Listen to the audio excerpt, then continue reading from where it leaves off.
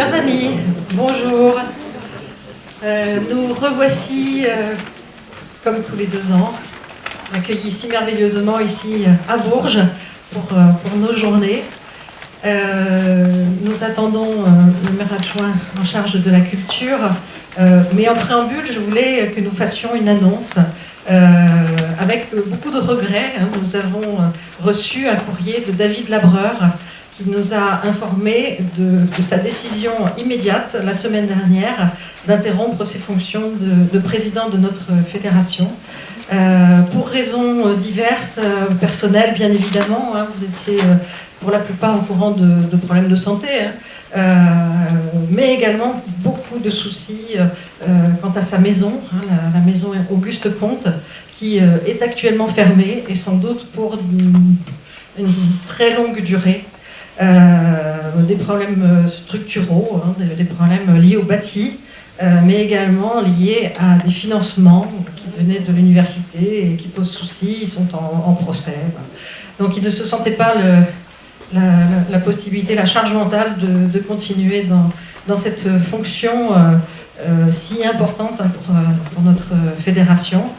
Il a été décidé là dans l'urgence que les 2 vice-présidentes que nous sommes allaient prendre le relais pour quelques jours, peut-être même dès aujourd'hui ou demain allons-nous réunir le conseil d'administration, puisque nous avons regardé que nous étions assez nombreux aujourd'hui pour constituer le quorum, pour décider donc de la suite, en attendant bien sûr l'Assemblée générale qui va avoir lieu en avril prochain.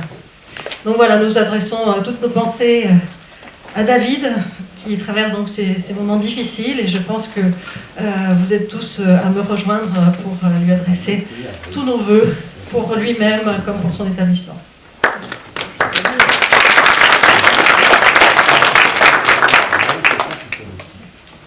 Oui, donc je ne vais pas être beaucoup plus longue que Béatrice, mais je pense que c'était bien de vous informer de cette décision de David que nous ne pouvons qu'accepter. Et effectivement, on va lui adresser au nom de toutes et tous ici présents nos pensées les plus chaleureuses, surtout pour l'accompagner dans cette période compliquée pour lui. Et en tant que donc 2 vice-présidents, donc Béatrice Labat, qui est aussi présidente du réseau Nouvelle-Aquitaine, et moi-même, donc Bénédicte Dution, présidente du réseau normand, eh bien, on a à cœur de faire au mieux dans cette période transitoire pour que la fédération continue ses missions dans les meilleures conditions possibles. Et là, effectivement, Bourges est aussi une opportunité pour que le CA se rencontre et puisse échanger sur la situation actuelle. Et je pense que voilà, on vous tiendra informé aussi des décisions prises durant ces journées. Voilà, donc en tout cas, on va maintenant peut-être passer dans le vif du sujet, mais j'en profite donc pour vous souhaiter de très bonnes rencontres de Bourges.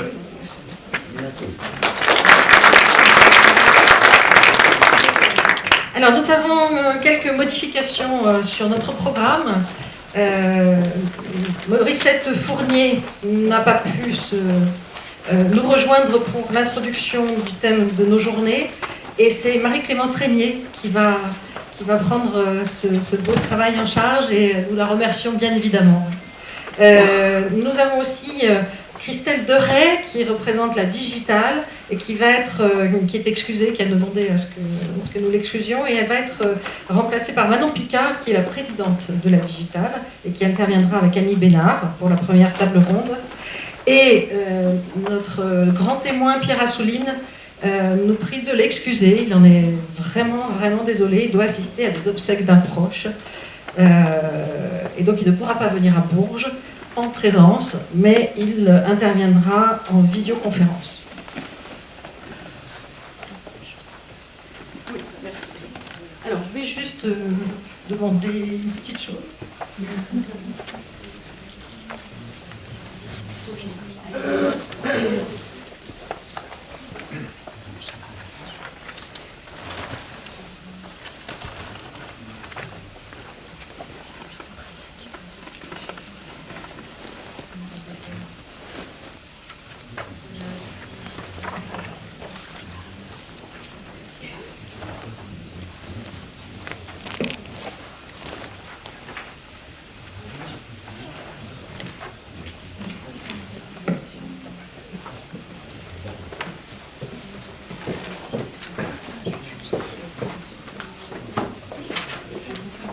Bonjour, on m'entend? Oui. Bonjour à toutes et tous.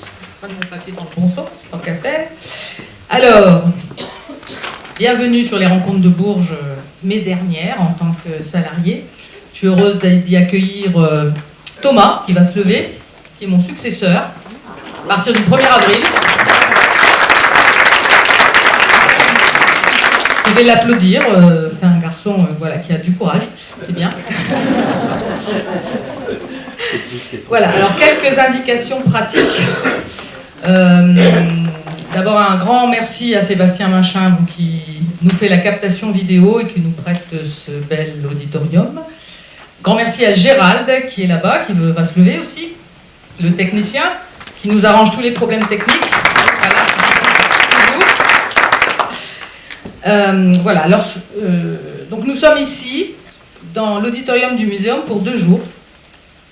Le repas de ce midi sera à la nouvelle Maison de la Culture, puisque pour ceux qui connaissent la Fédération depuis longtemps, vous aviez mangé à l'époque dans le restaurant de l'ancienne Maison de la Culture. Il y en a beaucoup qui s'en souviennent, je pense. Nous en avons construit une nouvelle avec beaucoup de péripéties, on pourra vous raconter ça éventuellement.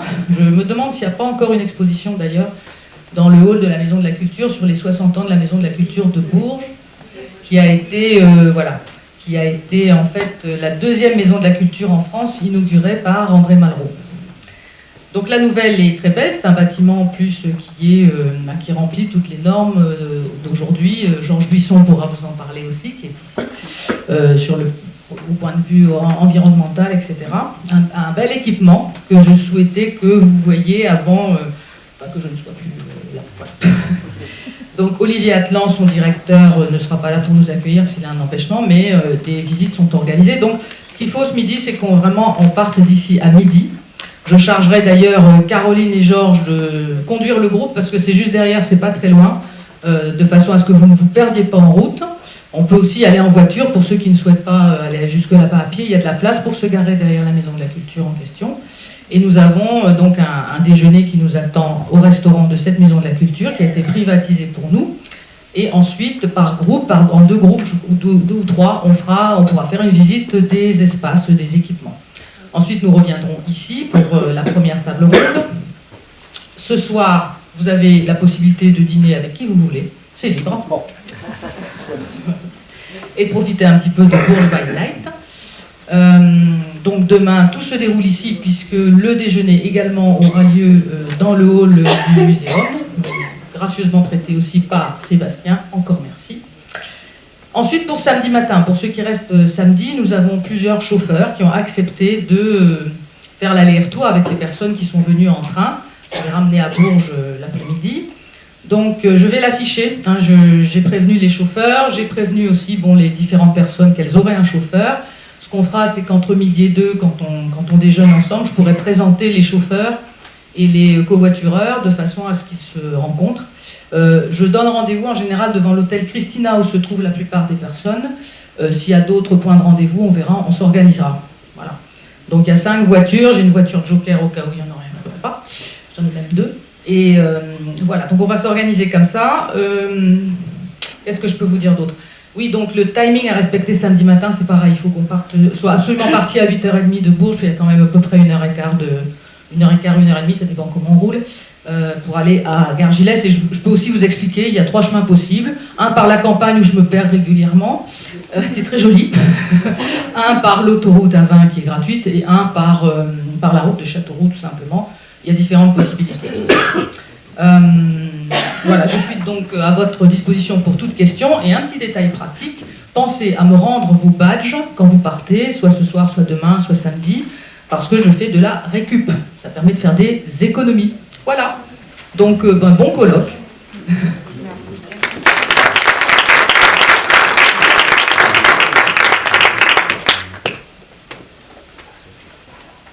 Madame Sophie Chesquier, qui est vice-présidente en charge de la culture, des archives et du patrimoine du département du Cher, souhaitez-vous prendre la parole pour nous faire une petite introduction à ces journées? Rapidement. Merci. Bonjour à tous, bienvenue dans notre cher département. Écoutez, je serai brève parce que l'essentiel étant que vous puissiez entre vous échanger sur vos beaux patrimoines et les perspectives de mise en tourisme, puisque c'est le sujet, le tourisme littéraire, n'est-ce pas, qui est la thématique de vos journées de rencontres. Je trouvais assez logique finalement que l'intitulé de ces rencontres porte sur le tourisme littéraire. Il y a 15 jours maintenant, s'est tenu à l'auditorium du Conservatoire de Bourges des rencontres organisées par le Conseil régional et la DRAC sur le sujet du tourisme culturel, la mise en tourisme des sites et patrimoniaux et culturels. Enfin, c'est une question qui se pose aujourd'hui au travers toutes les thématiques, qu'elles soient sociétales, sociales ou environnementales. Donc ces journées-là sont riches d'échanges, d'enseignements et d'avenir pour l'ensemble des sites. Donc je vous souhaite de bons travaux. Merci à vous.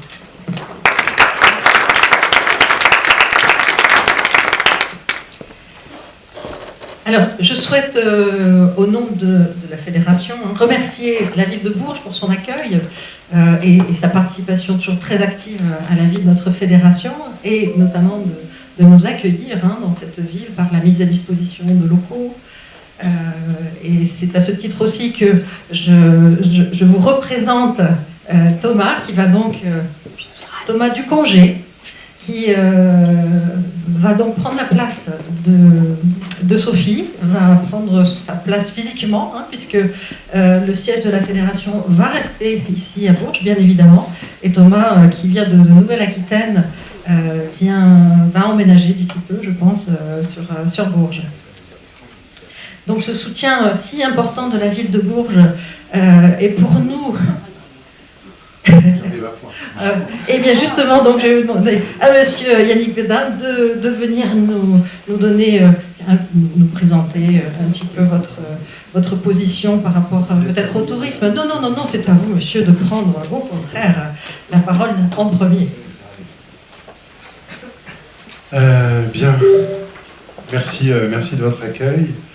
Je vous prie d'excuser mon retard, j'étais avec le directeur de l'Opéra de Tours et l'Orchestre Symphonique et le maire adjoint de la culture de Tours, donc on enchaîne un peu les initiatives et les rendez-vous. Je voulais vous souhaiter la bienvenue pour ces 17e rencontres des maisons d'écrivains à Bourges. Nous sommes très honorés de recevoir des rencontres de cette importance. On connaît bien évidemment la fédération pour y abriter son siège. Vous savez que Bourges est une ville du livre. Il y a quelques jours encore, on parlait des enluminures de Jean Colombe à propos de la vente d'un livre d'heures extraordinaire à Paris, qui a atteint, je crois, la somme incroyable d'1,7 million €. On s'est porté acquéreur d'un livre d'heures il y a quelques mois, qui est à la bibliothèque patrimoniale des Quatre Piliers, donc pas très loin du Fonds Rivière, que vous connaissez, Alain Fournier. Donc Bourges est une ville de tradition littéraire, de tradition du livre. C'est aussi la ville de l'imprimeur Geoffroy Tory, que vous connaissez évidemment. Et puis ce Fonds Rivière qu'on a eu la chance d'accueillir et qui fait que la bibliothèque des Quatre Piliers est le cœur de cette fédération des maisons d'écrivains. Et donc qui a tout à fait lieu d'être dans cette ville. Je vous remercie donc de votre présence. Dire, et vous le savez, que nous sommes à près d'un mois des résultats pour savoir si oui ou non Bourges sera capitale européenne de la culture en 2028. Nous le saurons le 13 décembre prochain si Bourges est retenu. Donc inutile de vous dire que nous sommes un peu tendus dans cette période, même si nous sommes très mobilisés et concentrés. Nous aurons la chance de recevoir la visite du jury le 6 décembre prochain, d'une partie du jury, qui passera d'ailleurs devant les Quatre Piliers, et devant un certain nombre de richesses patrimoniales de la ville. Et puis il y aura le 11 décembre l'entretien avec le jury, de la délégation berruyère, et puis le 13, nous aurons les résultats.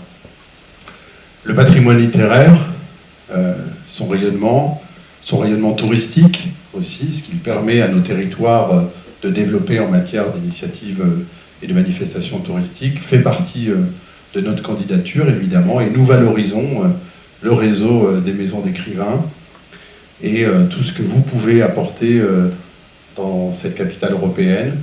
Il y aura, je vous le dis, un appel à projet, si nous sommes retenus, avec évidemment des financements en face, et je souhaite ardemment que la Fédération des maisons d'écrivains puisse concourir, développer des partenariats avec des institutions, des associations, pour, à son niveau, animer des manifestations artistiques et culturelles en 2028, d'ici 2028 et après 2028, puisque notre candidature, comme on dit en anglais, c'est pas one shot, c'est pas voilà, juste une manifestation. On espère que ça structure aussi des envies, des initiatives sur le moyen et long terme.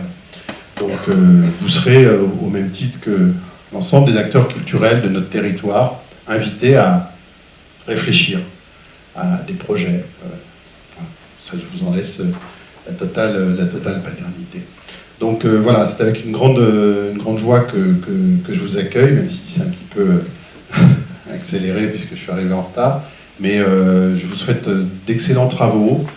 Et puis j'en attends d'ailleurs aussi les conclusions, parce que pour nous, le tourisme littéraire, c'est un enjeu. On sait qu'il y a un public pour les maisons d'écrivains, c'est un intérêt qui se développe, on le voit, et donc ça peut là aussi nous aider à développer une politique touristique dans ce domaine, à Bourges, dans le Cher et en région, et donc j'en attends les conclusions avec impatience. Voilà, je vous remercie et vous souhaite de bons travaux et un bon séjour à Bourges. Merci. Merci, M. Godin.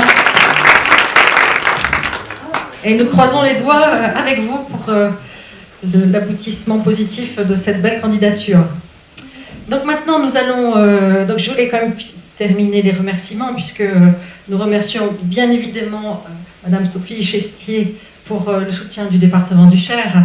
Nous remercions également la région, qui, notamment par l'opération de soutien écrivain au centre, fait une action extrêmement positive pour la littérature, et bien évidemment également le ministère de la Culture, qui est toujours à nos côtés depuis les fonds baptismaux, et qui participe grandement à la vie de notre fédération, et on les remercie pour leur fidélité, bien évidemment.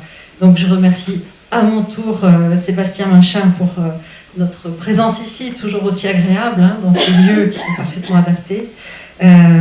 Gérald Lepage, merci beaucoup pour ce travail que vous accomplissez pour nous.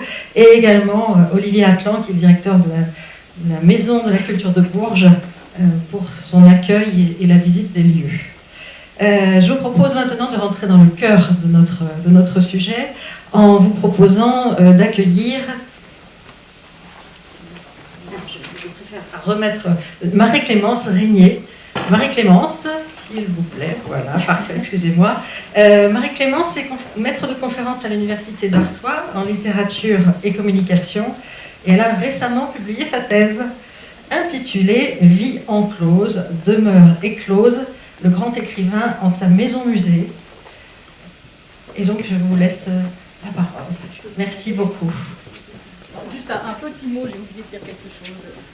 Oui, une chose importante par rapport au badge, si vous voulez bien être badgé ce midi, parce qu'à la Maison de la Culture, on ne sera pas le seul groupe, donc pour qu'on puisse être bien repéré, il faut bien porter vos badges. Voilà. Et on partira à midi pile, pour ne pas perdre de temps. Voilà, merci beaucoup.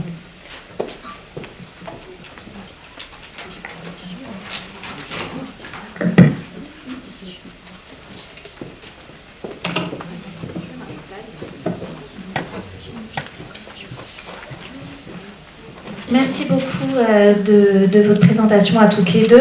Comme vous l'avez compris, je remplace au pied levé avec grand plaisir, mais c'est un remplacement relativement improvisé. Donc Morissette Fournier, maîtresse de conférence en géographie.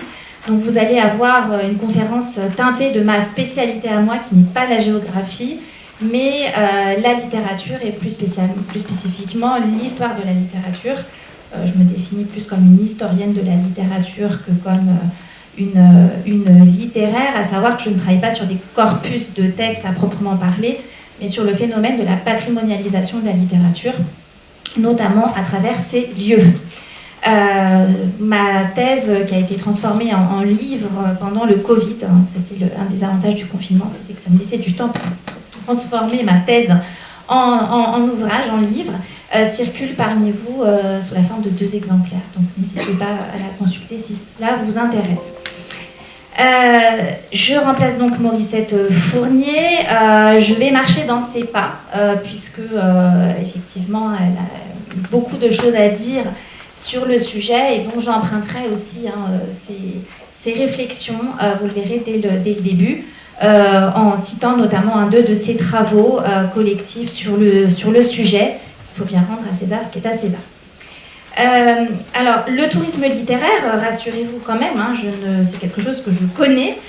J'y suis arrivée notamment par la thématique des maisons d'écrivains, puisque ma thèse était consacrée à la genèse des maisons d'écrivains, et particulièrement à l'incidence qu'a la patrimonialisation de ces lieux sur la figure de l'auteur à la fin du XIXe siècle et au début du XXe siècle.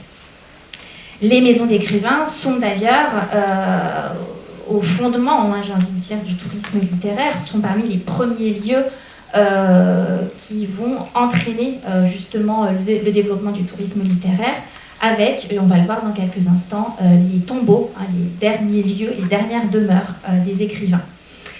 Alors, je citais donc justement, j'évoquais tout à l'heure Morissette Fournier. Dans ma communication, dans ma présentation, je vais essayer de mener de front un double objectif. L'objectif de vous présenter quand même, il me semble, les références bibliographiques, les études qui peuvent vous guider, même si vous n'allez pas vous lancer vous-même, fort heureusement, dans une thèse sur le tourisme littéraire, quoique. Mais voilà, il m'a semblé quand même que c'était intéressant de vous présenter les études qui étaient développées sur le sujet et que cela pourrait éclairer certains de vos projets. Et puis l'autre objectif, c'est de vous présenter des projets touristiques qui se sont développés, qui se développent, pour visualiser ensemble les grandes catégories de dispositifs touristiques qui façonnent, qui forgent le tourisme littéraire. J'ai bien conscience, je ne vais pas m'en excuser, mais j'ai bien conscience que j'ai un regard d'universitaire sur la question, donc je vais essayer d'être la moins théorique, la moins abstraite possible, et je vais essayer comme ça d'explorer des cas pratiques. Mais je pense que c'est au moment de la discussion aussi que tout ça pourra prendre tournure et être mis en perspective avec vos propres questions et vos interventions à partir de ce que j'aurais dit à l'instant. Alors, comme l'a dit notre invité il y a quelques minutes, le tourisme littéraire, évidemment, c'est un tourisme qui est une sous-branche du tourisme culturel.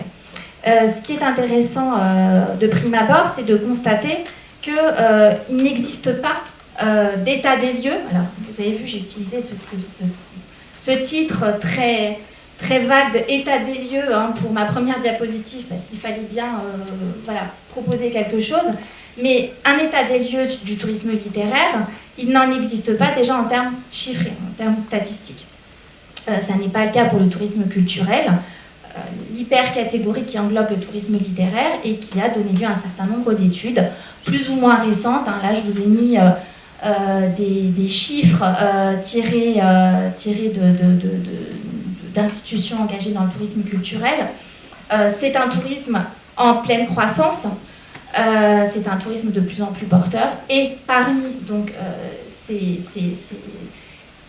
les tourismes qui l'englobent, le tourisme littéraire est lui aussi en plein boom. Mais je ne peux pas vous proposer de données chiffrées à l'heure actuelle, elles sont éparses. Qui a fait sa recherche sur les maisons d'écrivains, qui peut parler d'un parc d'attractions, qui peut parler d'un festival, mais toutes ces données n'ont pas été rassemblées à ce jour, et c'est d'ailleurs l'objet de demandes de projets en cours en ce moment à l'université pour essayer de rassembler tout ça. Alors, de quoi parle-t-on quand on parle de tourisme littéraire ? D'entrée de jeu, je serais tentée de parler de tourisme littéraire au pluriel, d'où le titre que vous aviez vu sur la première diapositive, titre au pluriel. Plusieurs personnes, pas que des universitaires d'ailleurs, se sont essayées à proposer une définition du tourisme littéraire, des tourismes littéraires. Parmi ces personnes, il faut dire que les anglo-saxons sont à la pointe. Les travaux sur le tourisme littéraire, les dispositifs de tourisme littéraire sont extrêmement développés, outre-Manche, outre-Atlantique. Et ça n'est pas un hasard, ça n'a rien d'étonnant si parmi les études pionnières sur le tourisme littéraire, on trouve des anglo-saxons, parmi lesquels Squire Shelag en 1994, il y a donc 20 ans. Je me suis essayée un petit peu à de la traduction, alors bancale, ce serait à peaufiner, mais cette personne donc définit le tourisme littéraire autour de l'idée de voyage, des voyages jusqu'à des lieux célèbres pour leur lien avec des livres et des auteurs. Donc les pôles retenus sont les pôles lieu, livre, œuvre, en réalité auteur, puisque le livre, on va le voir justement, n'est pas le seul support du tourisme littéraire ou le seul moteur du tourisme littéraire. Il est lié aux lieux valorisés pour les représentations littéraires qu'ils ont suscitées et ou le rapport qu'ils entretiennent avec des personnages littéraires. Donc on voit aussi là un nouveau pôle se dégager, celui du personnage.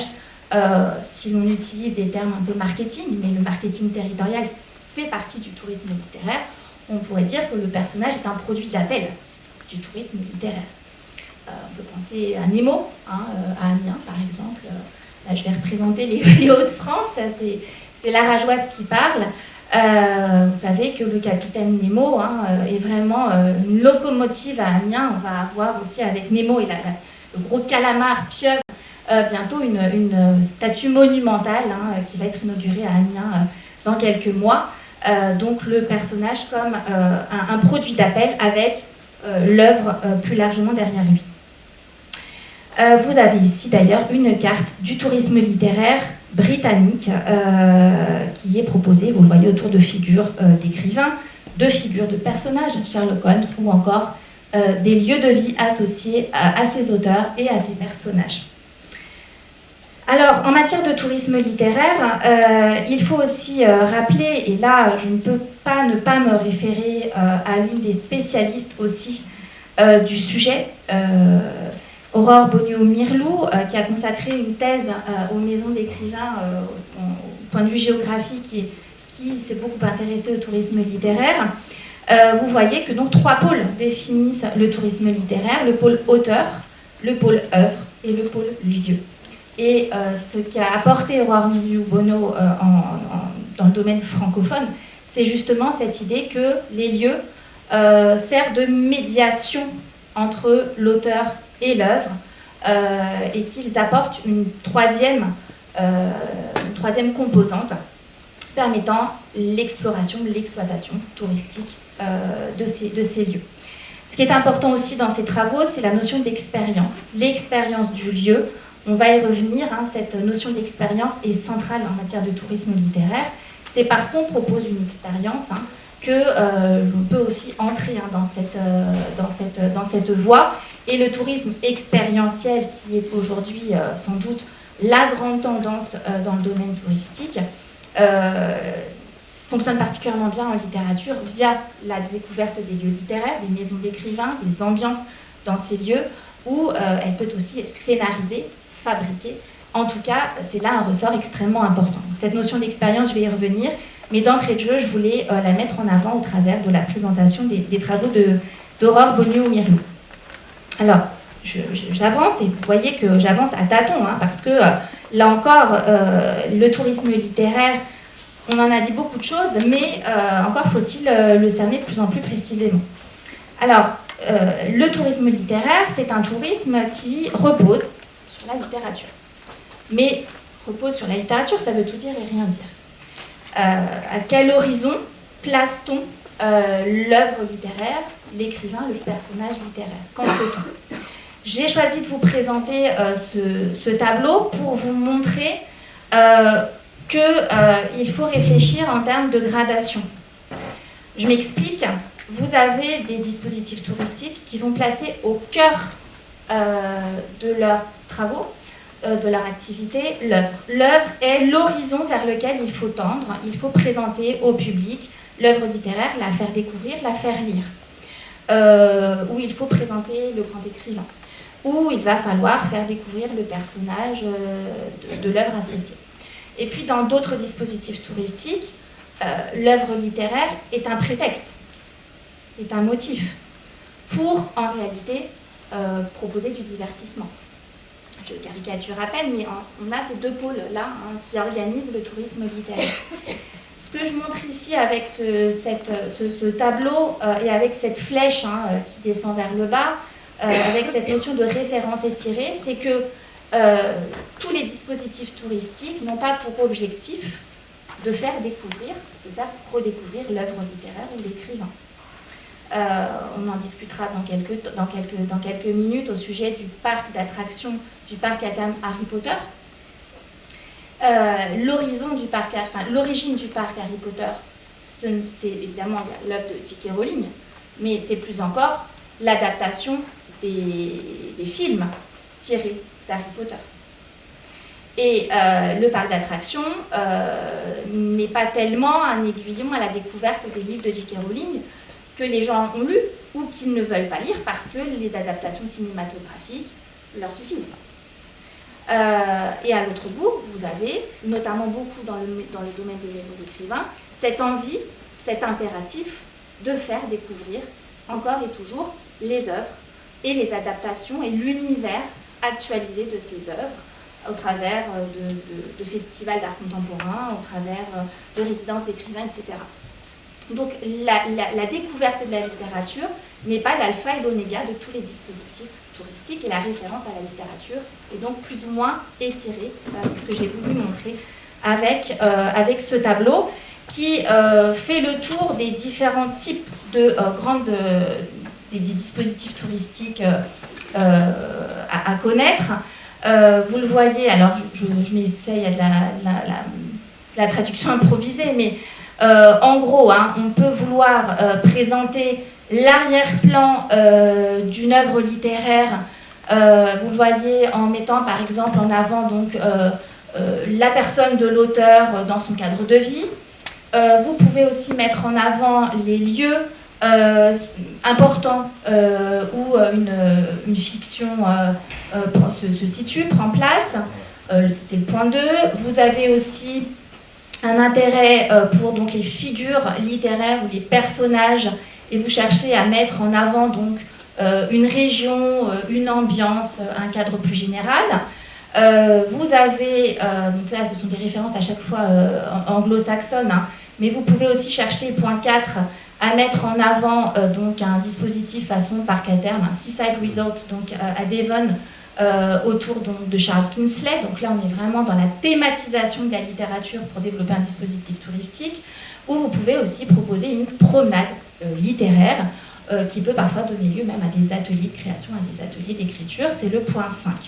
Donc on voit à chaque fois qu'on se situe à différents niveaux d'adaptation de l'œuvre littéraire, avec un objectif, je le redis, qui n'est pas toujours de mener le public à la découverte de cette œuvre littéraire. L'autre petit tableau que j'ai mis, c'est pour présenter qu'on est toujours dans un aller-retour plus ou moins distant entre l'œuvre, l'écrivain et puis le jeu littéraire.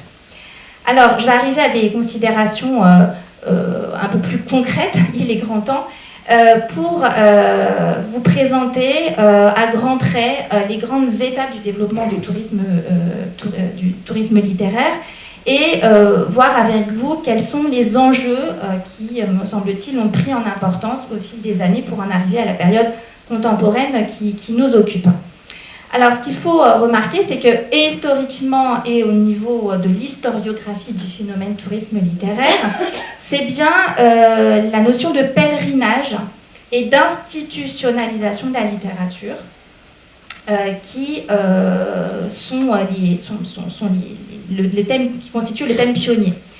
On a commencé à venir dans les travaux universitaires à la notion de tourisme littéraire par le phénomène du pèlerinage. Je vous ai mis ici quelques références.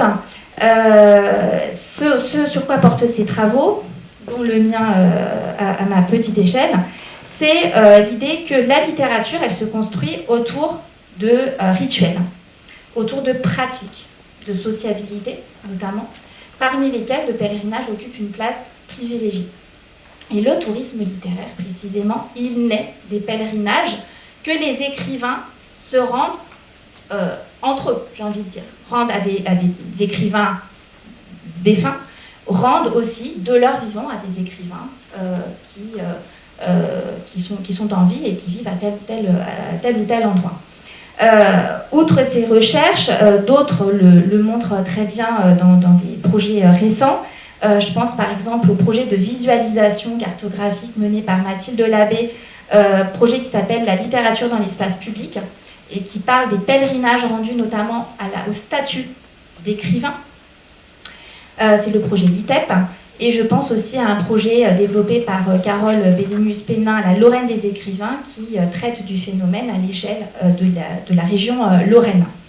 Je voulais aussi faire un petit peu de publicité pour son travail sur les résidences d'écrivains qui, à l'heure actuelle, actualise d'une certaine façon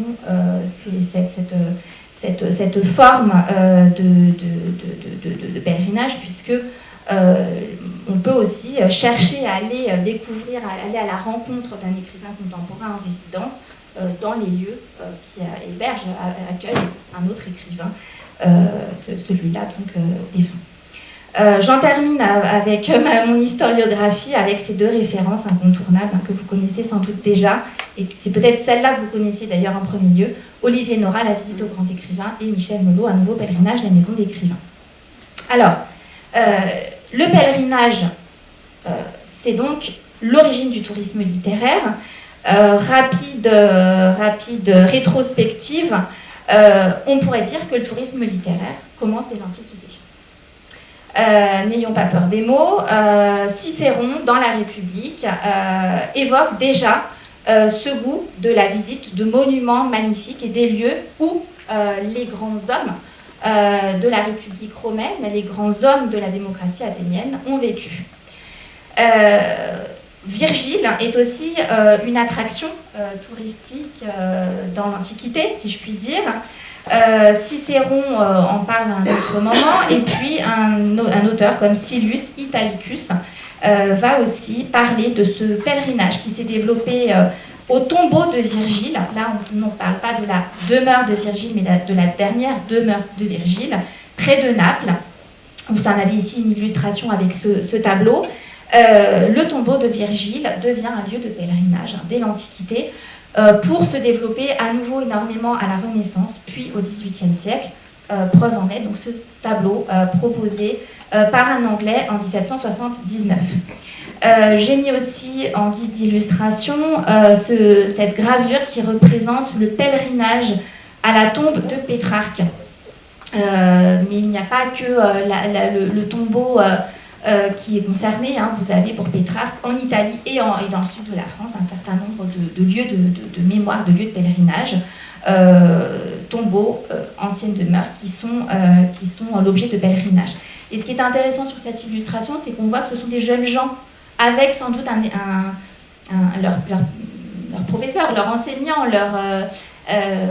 la figure d'autorité qui les forme. Tous font ce pèlerinage donc autour de la dernière demeure de Pétrarque. Le pèlerinage littéraire devient donc un rituel d'institutionnalisation de la littérature, un rituel qui permet de se forger une identité d'écrivain et qui permet de se faire reconnaître en tant qu'écrivain. C'est parce qu'on va aller visiter, rendre hommage au père de la littérature, père P-E-R-E-S, et puis le père P-A-I-R-S, ceux qui sont comme nous, que l'on va pouvoir entrer dans le sérail littéraire. C'est tout particulièrement le cas au XIXe siècle, où véritablement s'institutionnalise cette pratique, et auprès des écrivains décédés. Vous avez un Victor Hugo qui, dans ses récits de voyage, va mentionner son pèlerinage chez La Fontaine, son pèlerinage chez Racine, son pèlerinage aussi qu'il va essayer de sauver avec Balzac, la maison de Racine, qui serait détruite par la ville de Paris. Vous avez des écrivains aussi comme Lamartine, qui dans son œuvre va parler de son pèlerinage à Ferrare, et notamment à la prison où le Tasse a été enfermé. Donc le pèlerinage devient non seulement une pratique littéraire, mais aussi un objet littéraire, un sujet d'écriture littéraire, comme ici. Et puis, petit à petit, cette institutionnalisation va aussi déboucher sur un marché éditorial qui est en train de se mettre en place. Je vous ai présenté ici, donc, à gauche, le Paris Guide par les principaux écrivains de France. Vous avez un chapitre consacré à la maison de Victor Hugo, alors en exil, puisqu'on est en 1867. Donc la maison d'Hauteville-House devient une attraction touristique dans ce guide. Alors, les gens ne vont pas forcément aller à Hauteville-House, hein, c'est très compliqué, en plus, encore aujourd'hui, d'aller à Hauteville-House, mais par le guide touristique, on peut la découvrir.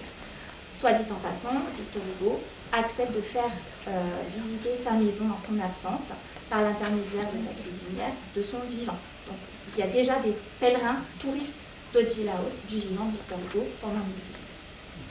Et puis, justement, Victor Hugo est sans doute celui qui a le plus entrepris, au sens presque économique du terme, en tout cas au sens entrepreneurial du terme. C'est lui qui a entrepris aussi de battre, de médiatiser sa maison en commandant à son fils et à Maxime Lalanne ce livre dans lequel texte et images illustrent sa maison et la font découvrir au public français, là encore en plein exil, alors qu'il est donc exilé depuis une dizaine d'années. On est là en 1864. Donc, Victor Hugo va commanditer son entourage, si j'ose dire, pour faire découvrir sa maison depuis la France par le biais de ce projet d'édition. Ce qu'il faut aussi noter, c'est que dès le XIXe siècle, ces pèlerinages génèrent un marché d'objets. J'ai parlé des guides de tourisme, de l'édition, mais dès le XIXe siècle, il ne faudrait pas croire que nos goodies sont de fabrique contemporaine, qu'il n'y a que le Made in China des années 1980 qui est marqué le début de ce phénomène.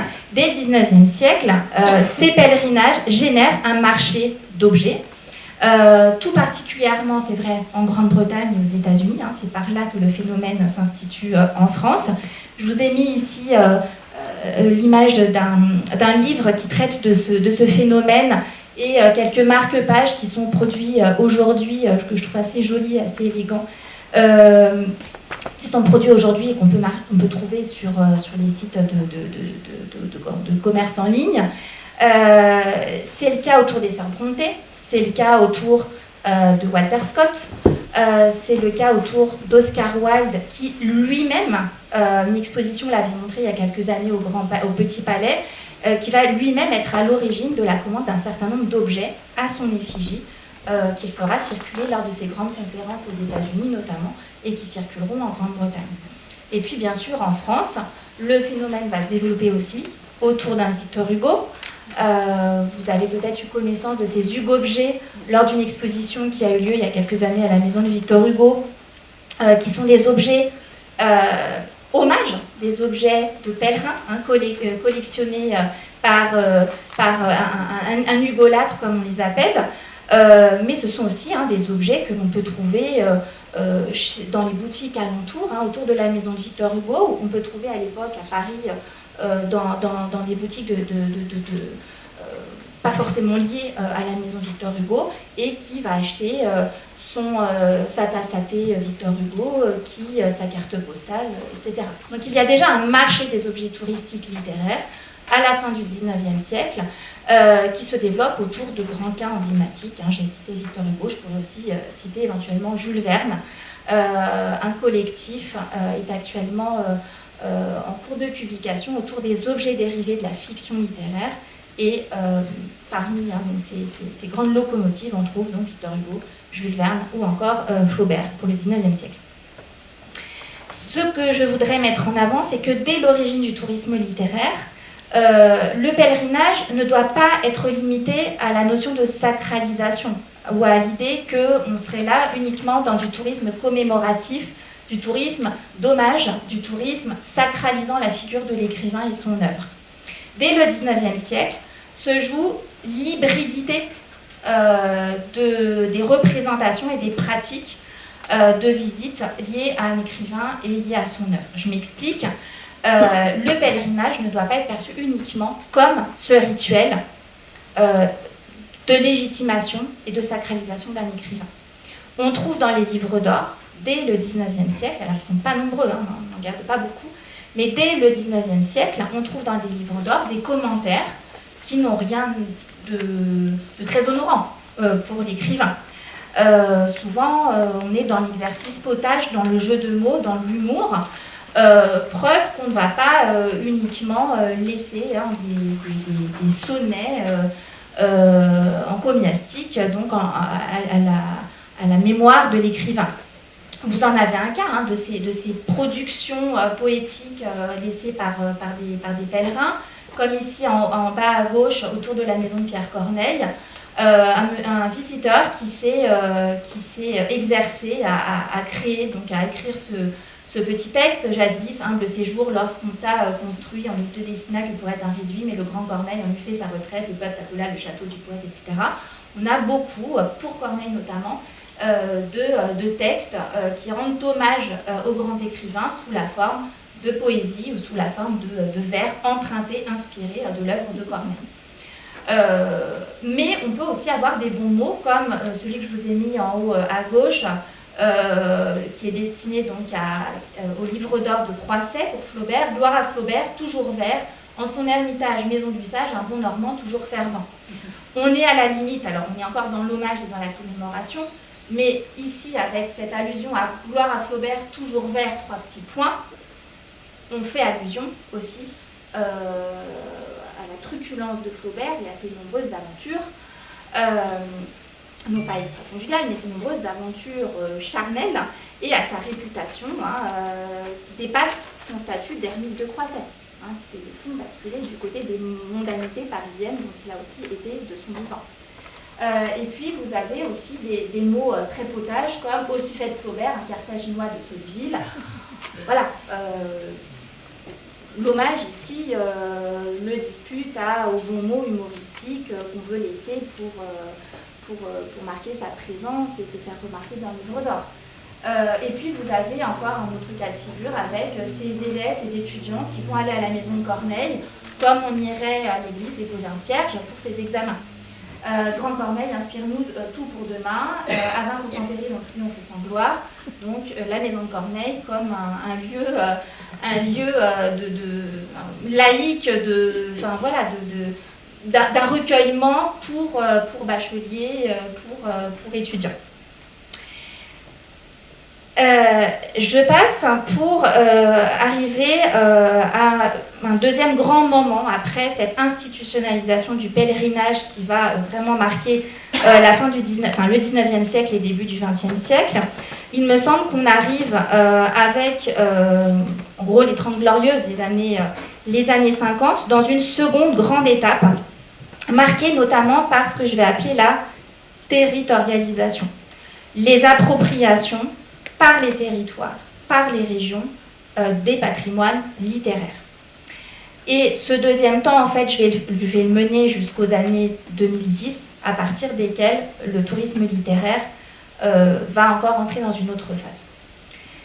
Alors, cette territorialisation du tourisme littéraire, qui va correspondre aussi à sa pleine expansion, cette territorialisation, elle repose sur un contexte de grande prospérité économique, les 30 Glorieuses, qui va permettre justement le déploiement de ce secteur culturel sur des bases industrielles. Le tourisme littéraire entre dans la catégorie des industries culturelles à cette époque, avec les marchés que j'ai déjà cités qui se déploient. Marché de l'édition, le marché des guides touristiques qui vraiment connaît son plein essor, le marché aussi des objets, des goodies, qui va aussi connaître à partir de la seconde moitié du XXe siècle un grand déploiement. Et puis, c'est aussi à cette période que s'organise justement le tourisme littéraire au travers des différentes institutions chargées de sa mise en place et de son exploitation. Alors, pour prendre un exemple, c'est dans la seconde moitié du XXe siècle, et plus précisément en 1985, que les premiers labels concernant le tourisme littéraire se mettent en place. Vous connaissez sans doute, alors on n'est pas dans un label spécifiquement tourisme littéraire, mais le tourisme littéraire va s'accrocher, va se positionner sur ce type de label pour se développer, le label des villes et pays d'art et d'histoire. Donc on est en 1985. Et le label des illustres s'apparente à ce phénomène de labellisation en 2011 et marque un tournant du point de vue au moins institutionnel et en termes de visibilité dans la reconnaissance du tourisme littéraire. Ces années, donc, ce second XXe siècle jusqu'aux années 2010 environ, correspondent aussi à une phase de massification des publics. C'est-à-dire que pour la période précédente, on est quand même beaucoup dans l'entre-soi, les écrivains qui vont se visiter les uns les autres, les étudiants qui vont aller rendre hommage aux grands écrivains et qui vont se placer sous sa protection. Des visiteurs du dimanche, etc. Mais c'est un tourisme de niche qui n'est pas encore massifié. En revanche, après, donc dans la seconde moitié du XXe siècle, les choses prennent plus d'ampleur sans qu'on puisse parler d'un tourisme de masse, puisque, je le dirai dans le troisième temps, mais le tourisme littéraire se développe, concerne de plus en plus de populations, mais il reste quand même un tourisme de niche par rapport à d'autres secteurs, d'autres branches du tourisme culturel, comme le tourisme cinématographique par exemple. Donc, malgré tout, c'est dans la seconde moitié du XXe siècle, et tout particulièrement à partir des années 1980-90, que ce tourisme littéraire se développe avec, vous le savez, le plein engouement pour les maisons d'écrivains, notamment au moment des premières lois de décentralisation du bicentenaire de la Révolution, qui vont vraiment œuvrer pour la reconnaissance de ce patrimoine de proximité, de ce patrimoine régional, au sein duquel la littérature va tirer son épingle du jeu. On est aussi début des années 2000 dans la mise en place du Code du tourisme. Donc évidemment, tout ça est très favorable au développement du tourisme littéraire. Alors, de quel tourisme littéraire parle-t-on et de quel dispositif parle-t-on ? Eh bien, je parlais tout à l'heure de mes guides. Fin des années 90, le tourisme littéraire est entré dans une phase de spécialisation. Il va commencer à se dégager du tourisme culturel et du tourisme patrimonial. Et des collections comme celle-ci, collection de Christian Piron, vont contribuer à cette spécialisation et à cette reconnaissance d'une spécificité propre au tourisme littéraire. Alors, spécificité toute relative, mais elles vont en tout cas, ce type d'initiative va mettre vraiment un coup de projecteur sur les maisons d'écrivains et sur les lieux littéraires. Autre type de dispositif touristique très en vogue à la fin du XXe siècle, les dispositifs type parc à thème. Les parcs à thème, vous en avez ici deux exemples. Un que vous connaissez sans doute, le parc Astérix, qui est sans doute locomotive, j'ai envie de dire indépassable en termes d'entrée, en termes de fréquentation. Le parc Astérix peut entrer dans la catégorie, dans le tourisme littéraire pour certains. Adaptation d'une œuvre BD, d'une œuvre littéraire. La BD étant actuellement un fer de lance dans les études littéraires. Vous avez aussi, peut-être que vous le connaissez, Mirapolis, ce parc fantôme dont on commence à parler dont on commence à parler, qui intéresse de plus en plus parce que c'est quelque chose de très bizarre, une initiative vraiment très très particulière. L'idée, c'était de consacrer ce parc à la littérature au départ, Rabelais étant ici la figure emblématique, étant la figure emblématique avec son Gargantua. Et puis, vous aviez aussi des attractions sur les contes de Perrault, par exemple. Donc, c'était les grands classiques de la littérature française, transposés en attractions divertissantes. Et puis, le parc, en fait, après énormément développé, un peu tous azimuts, a perdu cette ligne conductrice pour proposer d'autres attractions qui n'avaient rien à voir. Le modèle économique n'était pas le bon, il y a eu des gros problèmes de politique, des magouilles aussi, et le parc, au bout de quelques années seulement, s'est effondré et a été dispatché. Vous en avez encore quelques exemples à Europa Park et dans divers parcs à thème européens, vous avez encore des attractions récupérées de Mirapolis.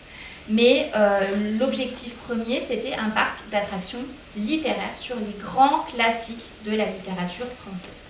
Et puis l'autre exemple que j'ai mis à l'écran, on est toujours donc à la fin du XXe siècle dans ce développement d'un tourisme littéraire non plus seulement commémoratif, mais aussi, on va dire, divertissant. Hein. On est vraiment dans une logique de loisir. Qui vraiment prend son envol dans ces années-là. C'est la Scénovision consacrée à Molière, à Pézenas. Je ne sais jamais s'il faut dire Pézenas. Bon, le réseau sud aquitaine me dira peut-être comment il faut dire, Pézenas. Scénovision qui était donc consacrée au séjour répété et durable de Molière dans cette cité du Sud. Et qui a développé tout un tas, dès le 19e siècle en fait, même avant, qui développe tout un tas de dispositifs autour de la figure de Molière, qui allait au 19e siècle d'une statue à un nom de rue, en passant donc par cette scénovision au tournant du 21e siècle.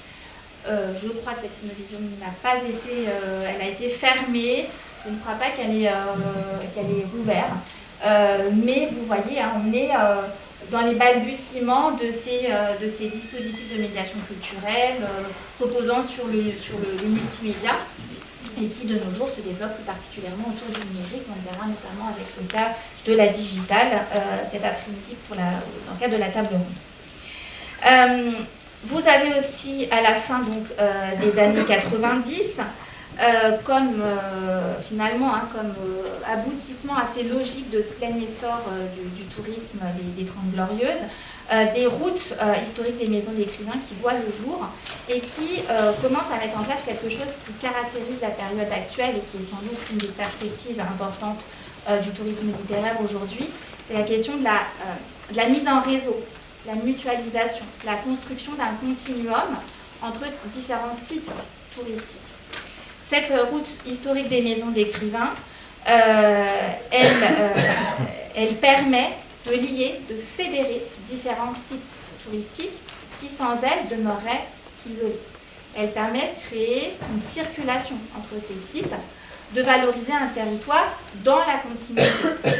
Et en cela, c'est extrêmement intéressant, justement, pour le territoire, de se voir valorisé, non pas ponctuellement sur des petits îlots, mais d'une façon globale. Donc route historique des maisons d'écrivains qui va donner lieu à des promenades littéraires qui font partie sans doute aussi des dispositifs touristiques non pas seulement les plus en vogue, mais les plus dynamiques aujourd'hui dans le paysage du tourisme littéraire.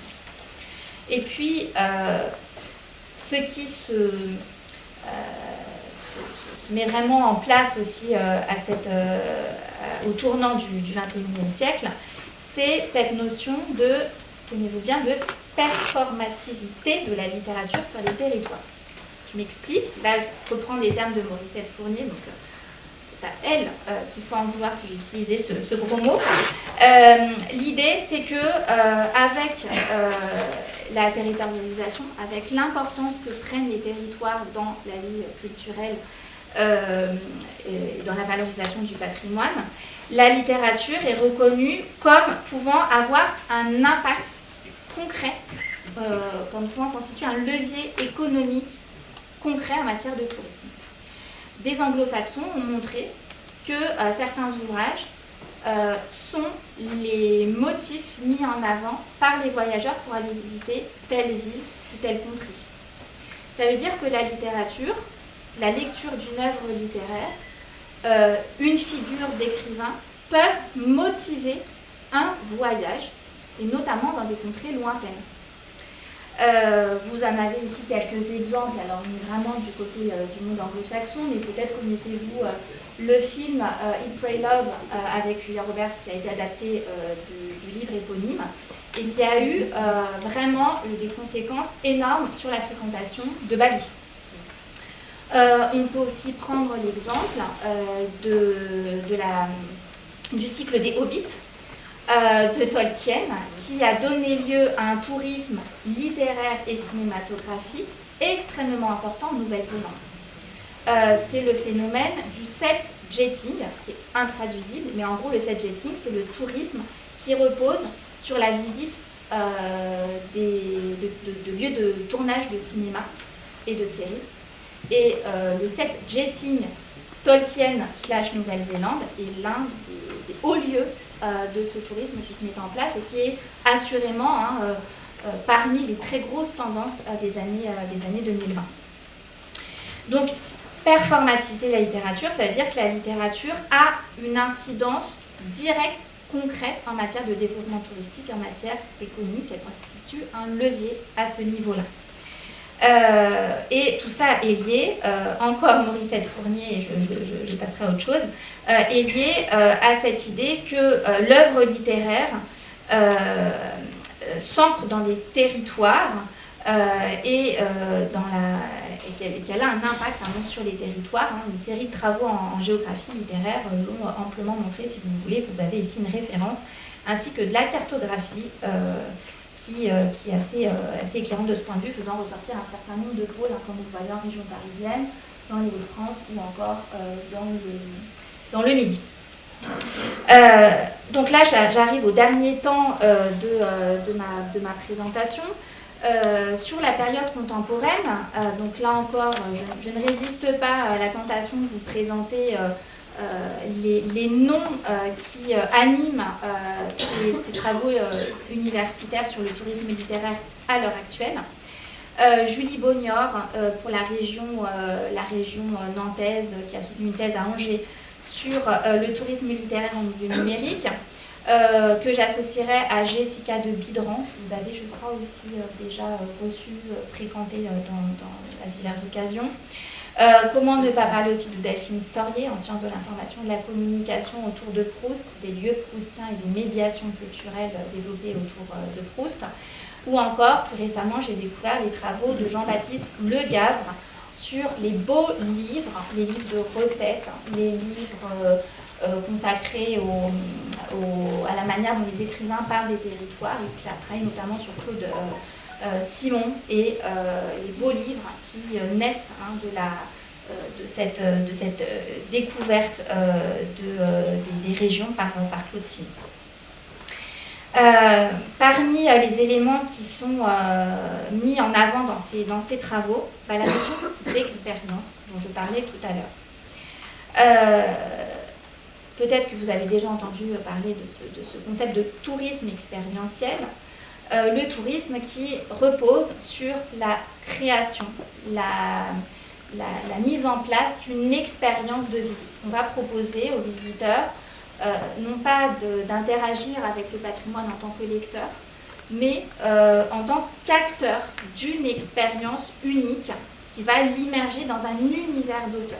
On va aussi dépasser le simple cadre de l'œuvre littéraire et du personnage littéraire pour proposer une expérience dans un univers d'auteur reposant sur les multiples adaptations culturelles, cinématographiques, BD, musicales, artistiques qui ont été motivées donc, par l'œuvre source.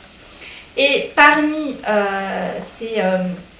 les éléments qui fonctionnent très bien, les scénographies expérientielles qui rencontrent un succès certain Je vous en ai mis ici un exemple qui est rapporté par Herbert autour de la maison, je crois, de Jane Austen. Ainsi en va-t-il, par exemple, de la maison de Jane Austen à Chawton dans le Hampshire, où le bruit d'une porte qui grince a pour vocation de rappeler un fait de la vie quotidienne de l'auteur. Cela lui permettait d'être prévenu de l'arrivée de visiteurs et de cacher son manuscrit. C'est une femme, elle ne peut pas écrire, elle ne peut pas exercer la profession d'écrivain en public, donc elle doit cacher son œuvre. Et c'était une façon pour elle d'être dans les conventions de l'époque, que de mettre en place, que de savoir que la porte annonçait un visiteur, et donc il fallait qu'elle rejoue le rôle d'une femme au foyer. Et donc qu'elle cache son écriture. Les tourismes déclarent que c'est l'aspect de la visite qui les a le plus frappés. Donc, parmi les tendances lourdes à succès du tourisme littéraire, déjà repérées par Herbert en 2001, cette notion de tourisme expérientiel et cette mise en place de dispositifs immersifs favorisant l'expérience du visiteur. Je ne résiste pas à une petite pique que je tends à Thomas avec cette image de la cafetière de Balzac, puisque il y a quelques années, la maison de Balzac avait proposé une expérience singulière. Elle avait diffusé une odeur de café dans la maison de Balzac pour rappeler les longues heures passées par Balzac sur ses épreuves de manuscrits, sur ses brouillons. Et pour rappeler le fait que Balzac, son grand œuvre, il la doit notamment aux longues heures de travail et aux litres de café qu'il a bu. Il y a d'ailleurs des torréfacteurs qui sont spécialisés dans la fabrication de thé, connaissant le thé des écrivains, mais aussi dans la fabrication, dans la restitution de recettes de café. Je parle de Balzac, mais il y a aussi le café de Proust qui a été, je sais pas comment dire, réédité et refabriqué assez récemment et qui est mis en vente. Alors, pour conclure, je vous présente aussi donc, quelques dispositifs contemporains pour vous montrer en fait que le tourisme littéraire doit se conjuguer au pluriel, doit se décliner au pluriel. Vous avez des parcs d'attractions grand public, de masse, comme celui qui fait recette actuellement autour de Harry Potter, de l'univers Harry Potter. Je le redis, il n'est pas spécifiquement consacré aux œuvres de J.K. Rowling. Au contraire, il est sans doute plutôt tourné vers les adaptations cinématographiques, dont on voit des éléments de décor d'ailleurs dans ce parc. Et puis, vous avez aussi ces promenades littéraires pour touristes sans doute éclairés et amateurs de littérature, par exemple les chemins du Cid en Espagne, qui font penser aux chemins Stevenson, etc., dans notre pays. Vous avez aussi, voyez, des routes Peer Gynt en Norvège, des parcs d'attractions, le monde de Béatrix Potter, qui font aussi écho là aux diverses adaptations cinématographiques récentes. Ce qui est frappant, c'est de constater qu'avec le développement du tourisme littéraire, se fait jour vraiment la nécessité d'une mise en réseau et d'une association des acteurs touristiques qui se fédèrent et qui, on va le voir, doivent sans doute se fédérer, ce serait là-dessus que je conclurai. Le tourisme littéraire, il est l'affaire de tout un tas d'acteurs qui dépassent ceux qu'on a vus jusqu'à présent, vous le comprenez. Ça n'est plus que l'affaire des maisons d'écrivains, des amis des écrivains, des amateurs de littérature et des lecteurs, ou des institutions culturelles publiques. C'est aussi l'affaire d'entrepreneurs touristiques tels que les hôtels.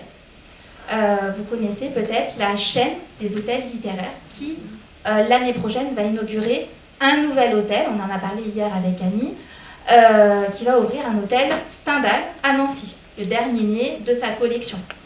Abritel propose aussi sur son site des conseils en matière de tourisme littéraire à partir de ces locations. Donc en fait, c'est une façon pour eux de louer dans certains endroits en mettant en avant des écrivains. Vous avez aussi des collections, un marché éditorial qui se développe énormément. Là encore, je pense à la région Hauts-de-France, mais les polars en or, déclinés version, pas senior, version adulte, mais version déclinée aussi version junior, qui propose de découvrir des lieux patrimoniaux des Hauts-de-France au travers d'une enquête et du genre du polar. Pensons aussi évidemment aux très belles éditions alexandrines qui proposent le Paris 2 ou qui proposent aussi des balades en région comme le Toulouse des écrivains et d'autres destinations encore. Je passe assez régulièrement, c'est juste un peu en guise de teasing, j'ai envie de dire, sur les objets qui se développent autour du tourisme littéraire. Là encore, on le verra avec Béatrice de façon extrêmement diverse. Ça peut aller du tote bag en passant par la bougie de luxe jusqu'à des objets d'artisans, des objets qui développent une certaine éthique du tourisme littéraire, une certaine vision du tourisme littéraire. Vous avez des villes qui se constituent en parcs d'attractions à ciel ouvert d'un écrivain. J'ai pris ici l'exemple de Cervantes, pas très loin de Madrid, où j'aurais pu parler d'Amiens, qui devient aussi la ville de Jules Verne, plus. Et puis d'autres initiatives diverses dont on aura l'occasion de reparler et qui traduisent cette mise en réseau, cette vision globale qui me semble vraiment extrêmement importante de nos jours et qui doit être valorisée parce que c'est parce qu'il y a mise en réseau que le tourisme peut se développer et avoir des effets pour les différents acteurs qui participent à ce réseau. Je pense ici au pays de George Sand, donc on le voit avec ce document qui mêle différents sites et donc différents acteurs derrière. Je pense évidemment à la mise en réseau autour du réseau des Hauts-de-France, partenaire dont le réseau normand est des partenaires.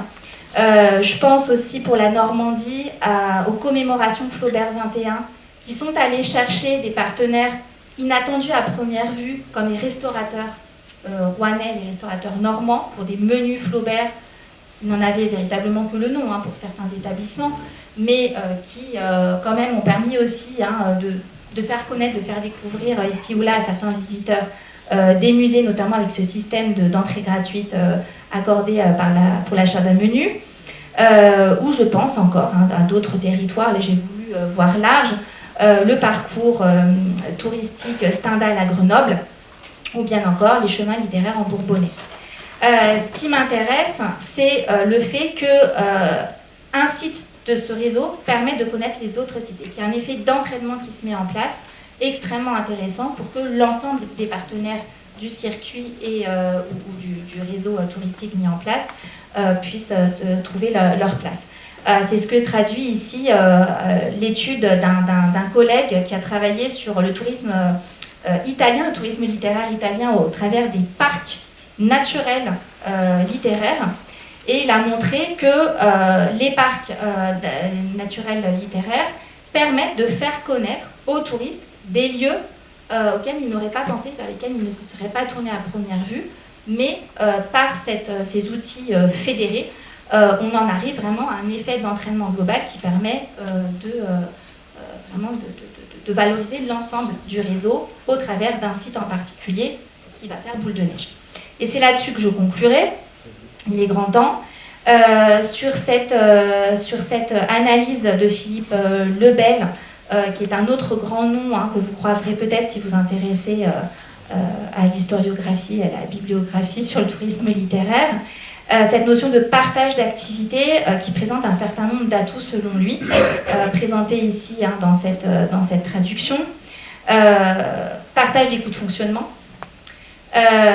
des activités qui circulent de site en site et qui permettent d'animer un calendrier de façon constante. Donc un tel va se charger de tel événement et puis le relais va être pris par un autre membre du réseau, du groupe.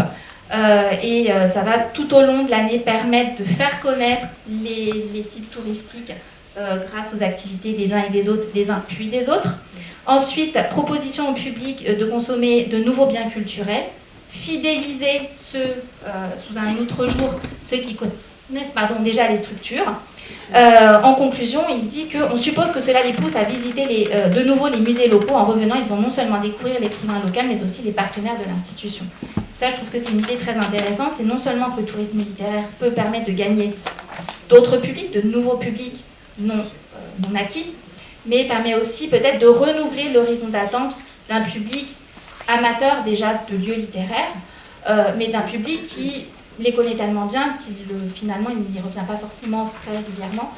Le tourisme littéraire peut permettre de donner un nouveau souffle à ces publics qui seraient heureux peut-être de le découvrir sous un autre jour. Parfois, c'est l'opposé qui se passe, hein. Un public qui n'est pas désireux du tout d'entrer dans cette logique touristique et dans cette logique notamment événementielle.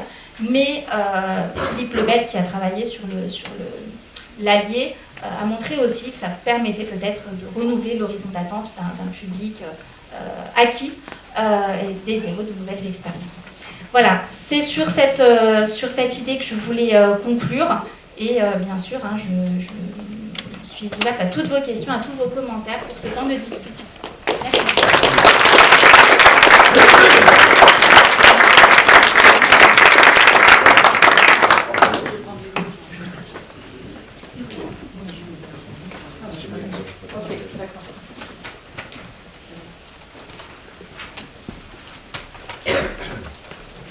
Merci. Y a-t-il des questions? Alors, avant les questions, je voulais remercier. Je voulais remercier parce que effectivement, prendre au pied levé le relais de Morissette n'était pas évident. Et je trouve que vous avez fait une présentation très brillante, très exhaustive, et que pour ma part, j'ai trouvé très porteuse d'optimisme. Lorsqu'on est sur nos propres sites, avec nos propres outils, nos propres relais, même régionaux, on a un peu le sentiment parfois de lutter contre des moulins, hein, d'avancer en reculant. Mais cette vision élargie que vous nous avez apportée, une vision non pas française, mais bien au-delà, avec tous ces exemples que vous avez pris dans le monde entier, me fait relever la tête et me dire qu'au final, c'est vrai qu'on avance, et on avance tout en gardant une belle éthique. Certes, vous nous avez présenté des exemples un peu outranciers, mais qui ont pu et peuvent peut-être encore être porteuses pour l'ensemble de notre collectivité. Et voilà, donc je voulais vous en faire part et puis vous remercier vraiment de ce très très joli travail.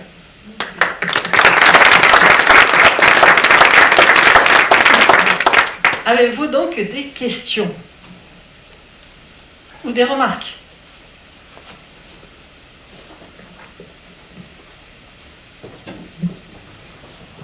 Jean-Claude Rago. Moi, je trouve que l'approche tourisme littéraire que vous avez présentée, elle est évidemment extrêmement intéressante, mais elle a comme conséquence le fait qu'on est du côté des termes que vous employez, c'est-à-dire la clientèle, le public, l'intérêt pour le public, le développement des publics, l'élargissement de ce qu'on peut présenter, les tendances actuelles, l'intervention des entrepreneurs. Enfin, il y a une espèce de on parle de la mise en marché en quelque sorte. Bon, moi je suis soucieux du point de vue des opérateurs sur les maisons d'écrivains, c'est-à-dire comment est-ce qu'on peut, dans ce type de raisonnement, on connaît bien, c'est valable pour tout le tourisme culturel, j'ai moi-même fait une étude sur l'impact économique du Festival d'Avignon à une époque par exemple. Donc on sait démontrer en quoi l'investissement public dans un événement culturel peut rapporter au territoire. Donc, ça c'est des raisonnements qu'on connaît. Mais moi, mon questionnement par rapport à tout ce que vous avez dit, c'est la question que je pose à nous, les maisons d'écrivains, c'est comment rester sur le sens et ne pas perdre le sens. Je suis un peu effrayé qu'on ne parle pas d'attraction, je vous le dis très franchement. Il n'y a pas cité Disneyland, mais on y était presque. Bon, bien sûr, Disney, c'est aussi un petit journal de bande dessinée, c'est de la littérature, je suis d'accord. Mais l'industrie du divertissement n'est pas ce qu'on vise. Donc, je crois que, bien sûr, il y a des lois du marché, il faut qu'on les connaisse. Il y a des facilitations par les mises en réseau, il faut qu'on y aille. Mais en même temps, au départ, nous, on s'intéresse à la littérature, et nous sommes producteurs de sens. Quel est le sens que nous souhaitons continuer à produire? Autrement dit, je prends votre intervention comme une sorte de mise en alerte pour les maisons d'écrivains. Je n'ai pas tout à fait le même raisonnement que Béatrice, mais pour dire, vous avez raison de dire, c'est intéressant, le tourisme culturel, ça branche le tourisme littéraire, les mises en réseau, l'impact économique, l'intérêt pour les territoires, trouvons de nouveaux produits. On n'est plus tout à fait vers l'authenticité, mais c'est pas grave parce que les gens font une expérience qui leur plaît, donc c'est ce que le public souhaite, donc allons-y. Bon, tout ça est extrêmement intéressant, mais par rapport à ça, je dis, et nous les maisons d'écrivains, comment est-ce qu'on se situe par rapport à ça? Autrement dit, même si on veut faire du marketing, le point de vue du marketing, c'est de savoir se positionner. C'est-à-dire, qu'est-ce que j'ai envie d'être et de transmettre comme type de message. Et à mon avis, ça me semble extrêmement important. Voilà, je m'arrête là. Mais je crois justement que le mot a été donné par Béatrice. Mon propos était, alors, volontairement outrancier, je ne sais pas si j'irai jusque-là, mais volontairement, pas provocateur non plus, mais je voulais montrer ce qu'est la diversité des formes de tourisme littéraire.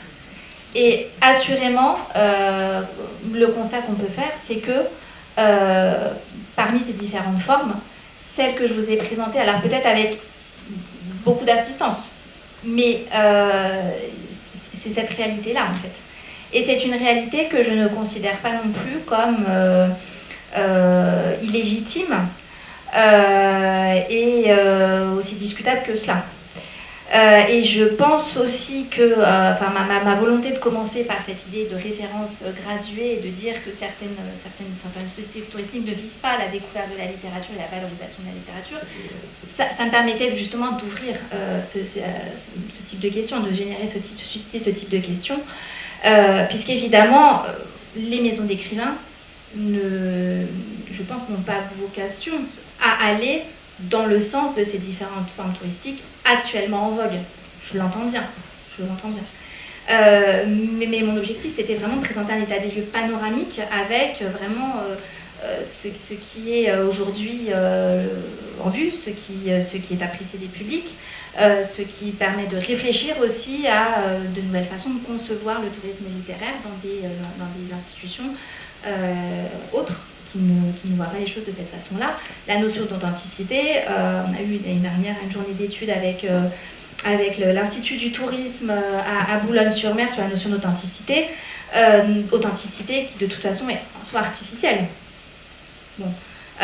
Donc, pour résumer ce que je dirais en réponse à votre intervention, c'est oui, bien sûr, loin de moi l'idée de... je ne suis pas en mission de conseil, hein. Aujourd'hui, je ne suis pas en train de vous dire que les maisons d'écrivains doivent devenir des parcs d'attractions touristiques. Ce n'est pas ça du tout. Mais j'ai voulu présenter vraiment le plus largement possible un panorama de ce qui se fait aujourd'hui dans les actions, y compris en partant de ce constat que les tourismes littéraires sont très différents les uns des autres, les objectifs sont très différents les uns des autres, les publics sont très différents les uns des autres, et que cette référence à la littérature n'est pas l'alpha et l'oméga pour tout le monde. Ça l'est pour les maisons d'écrivains, sans doute, et je m'en réjouis. Hein. Je rappelle aussi que je suis avant tout une lectrice, et c'est pour ça que j'ai choisi de faire des études en littérature et d'y consacrer mon métier.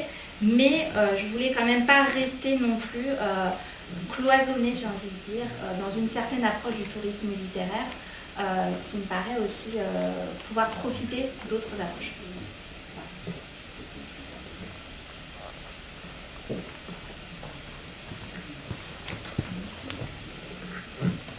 Alice Délin, responsable de la gestion de la Villa Marguerite-Yourcenar dans les Hauts-de-France, donc une résidence d'écriture, mais qui se cherche avec l'idée de financement public du département du Nord, qui sont également en réflexion par rapport à une orientation autour du développement, de l'environnement, enfin voilà. Le tourisme littéraire, la place d'un site est aussi essentielle dans les années à venir pour le département que je représente. Il y a pour moi un fondement qui est à mettre en parallèle entre les organisations en France, parce que nous avons tous des supports juridiques, des supports complètement différents les uns des autres, et nous sommes face à une diversité de fondements. Ce qui ne remet en rien en cause l'idée même de valorisation et l'idée d'entrer dans un réseau. Mais la référence très intéressante que vous avez posée dès l'introduction de vos propos, concernant nos voisins anglo-saxons, et que je connais bien, elle part d'un principe fort qui est celui du National Trust. Le National Trust, en Angleterre, fait une promotion juste extraordinaire, et si vous avez aussi pu montrer une cartographie avec une même, je dirais qu'une même scénographie autour des lieux visibles en Angleterre et qui attirent mais un public à la fois de tous horizons, quel que soit l'âge, un public, non pas uniquement un public anglais ou britannique, c'est parce qu'il y a cette trame qui est commune. Et le National Trust, d'ailleurs, c'est le propriétaire. Il y a un fondement, il y a un support qui est celui-là. Et donc les sites sont diversifiés, mais ils sont tous en réseau dans un seul pays ou dans un seul Royaume-Uni. Donc c'est quand même très facilitant. Et ce qui n'existe pas en France. Bien ou pas bien, mais il faut le poser. C'est un principe qui est complètement unique et qui concourt à un succès fort de ce qui se vit en Angleterre, quel que soit le lien, à savoir le personnage. Je pense à Alice, vous avez les lieux, vous avez Churchill par exemple, je ne sais pas si on le voit là, mais et donc il y a du nord au sud, vraiment à la fois les lieux, les atmosphères, les œuvres, les personnages, les livres, les patrimoines, les jardins, bref, tout ça concourt à une espèce d'unité. Mais on ne l'a pas en France, unité. Alors, c'est aussi tout l'enjeu de la mise en réseau par une fédération telle que celle qui est ici. De comment, à travers des labels, comment avec le ministère de la Culture, comment avec une fédération, comment avec un portage qui soit un portage fédérant, plus que fédéral, on peut aller vers quelque chose dont on n'aura jamais le pendant, mais qui s'inspire. Voilà.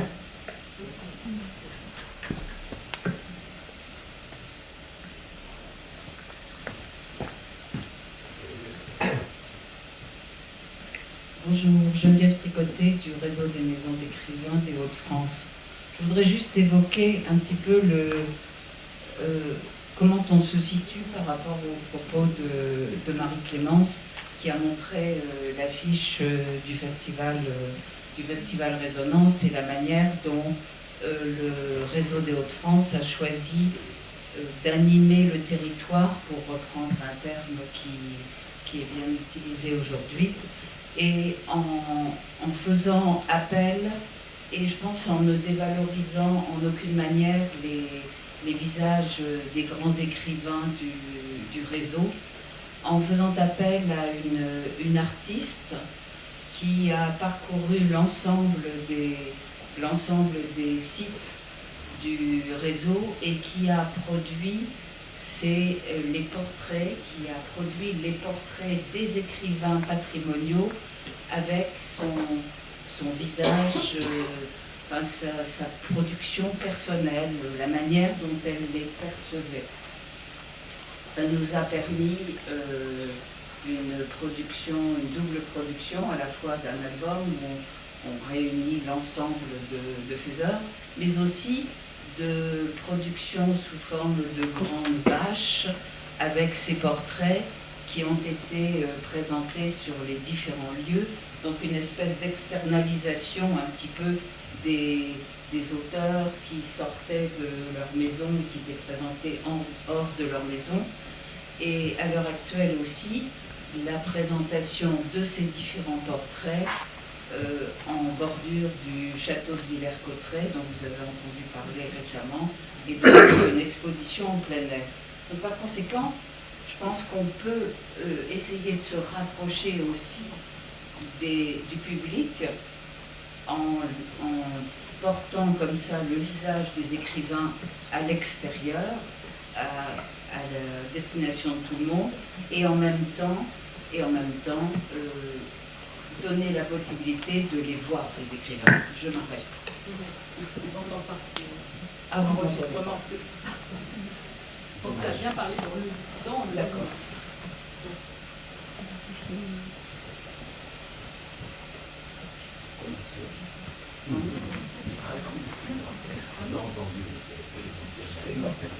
Donc déjà, un grand merci à Marie-Clémence Régnier pour cette intervention, effectivement, qui à la fois présente une profondeur historique, mais aussi, je dirais, nous amène à nous poser des questions sur les enjeux contemporains. Et vraiment, je pense qu'une question qui ressort des propos que je résumerai dans qu'est-ce que le tourisme fait à la littérature et qu'est-ce que la littérature a fait au tourisme. Je pense que c'est une question d'équilibre. Alors, une question un peu plus concrète que j'adresse à Marie-Clémence aussi sur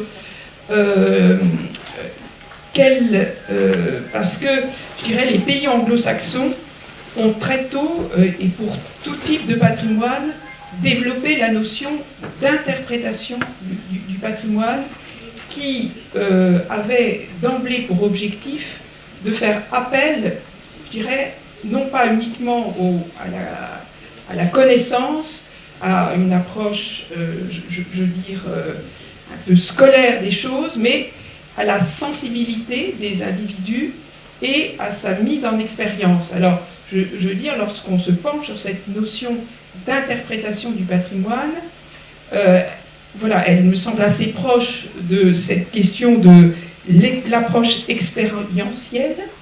Alors, quel lien ou est-ce qu'il y a une différence? Et de ce fait de l'avance qu'avaient les pays anglo-saxons sur cette notion d'interprétation du patrimoine, est-ce ça n'explique pas aussi l'avance qu'ils ont dans ce nouveau type d'approche du tourisme littéraire?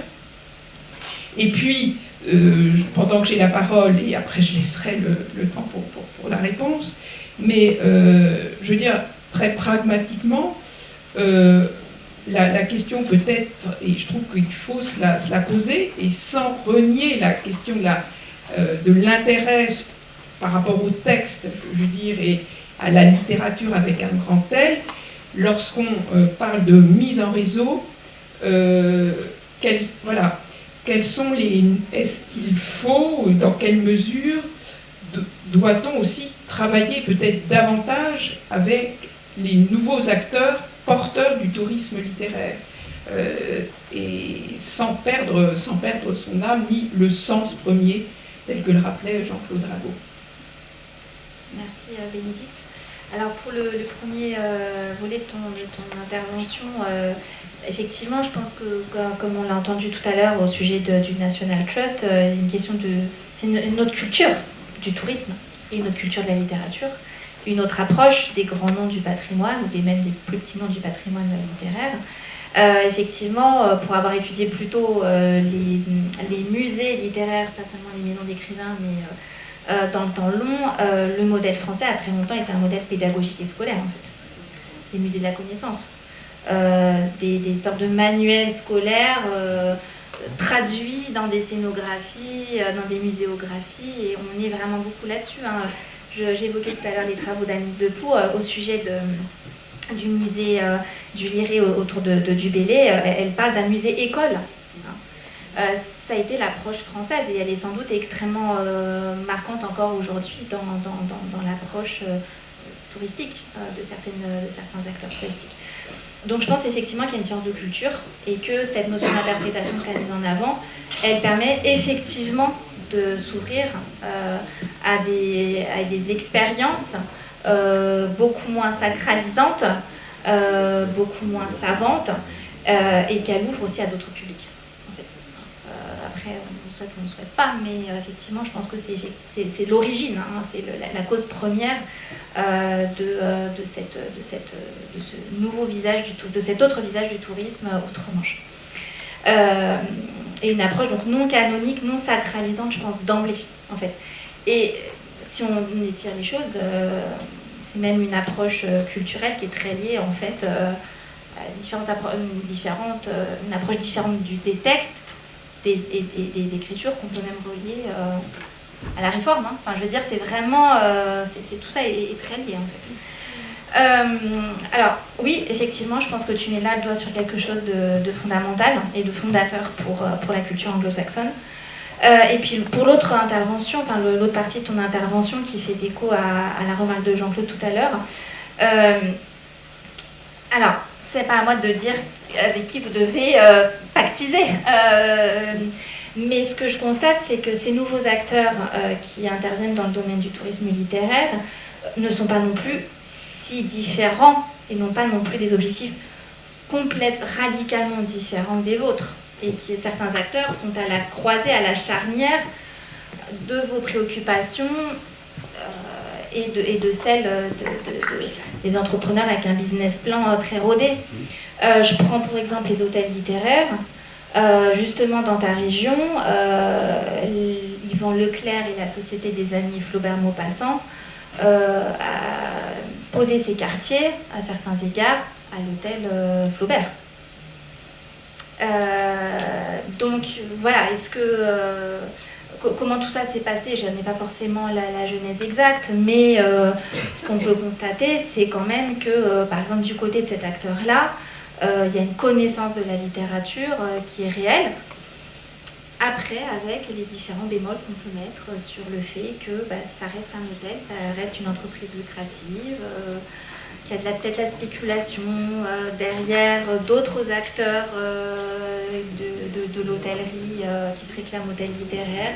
Oui, il y a des bémols, oui, il y a des choses à creuser sans doute là-dessus, mais je pense que le dialogue est quand même plus la perspective et qu'il y a un terrain d'entente et qu'il ne faut pas entretenir ce clivage non plus. Évidemment, c'est au cas par cas et loin de moi l'idée de dresser un inventaire des persona grata et des persona non grata, mais je pense que le creuset est là et que c'est plus un creuset qui va vous rapprocher que vous éloigne. Mais l'exemple d'Yvan Leclerc avec l'hôtel Flaubert me paraît être un cas de rapprochement qui peut être intéressant. Hervé Joubeau, à propos des réseaux et des mises en réseau, ça revient dans la bouche de toutes les personnes qui sont intervenues, et vous la première, vous en avez parlé. Je veux croire que la mise en réseau peut être effectivement un outil de développement et d'amélioration du fonctionnement des lieux littéraires. Mais je pense que c'est une notion qui demanderait à être précisée. Je ne sais pas s'il y a eu des travaux qui ont été faits spécifiquement sur ces questions de réseau, mais effectivement, la fédération en elle-même est un réseau. Il y a des réseaux locaux, il y a les routes. Vous avez évoqué justement la route historique des maisons d'écrivains que je connais bien pour y avoir participé. Et je pense que ça n'est pas non plus forcément un outil si performant s'il ne se pose pas un certain nombre de questions d'échelle géographique par exemple, et la route historique qui va d'un bout de la Normandie à l'autre bout de l'Île-de-France me paraissait particulièrement mal équilibré de ce point de vue-là, et puis des outils qui sont mis en œuvre derrière ce réseau pour le faire fonctionner, et pour lui permettre de développer les outils qu'il représente. Donc je pense que c'est une notion qui doit être creusée, que ça peut nous apporter beaucoup de choses, mais que pour le moment ça reste dans une sorte de flou qui est quelquefois préjudiciable. Je vous remercie. Alors pour les travaux, oui, il y en a eu. Je présentais celui-ci en fin de parcours. Le projet LITEP de Mathilde Labbé que j'évoquais tout à l'heure a fait la même chose sur les sociétés d'amis notamment, et elle, avec sa cartographie, donc je fais vite, mais avec sa cartographie, elle montre comment justement en s'associant, en essayant de rayonner sur un territoire, les différents acteurs patrimoniaux ont réussi à étoiler en fait un bien au-delà du territoire d'origine. Donc oui, il y a des travaux, un certain nombre, et effectivement sur les limites aussi de la mise en réseau. Je pense que le travail de Philippe Lebel le montre, le travail de Dora Robogno-Mirvou le montre aussi. Voilà, la vision elle peut être critique et elle doit l'être.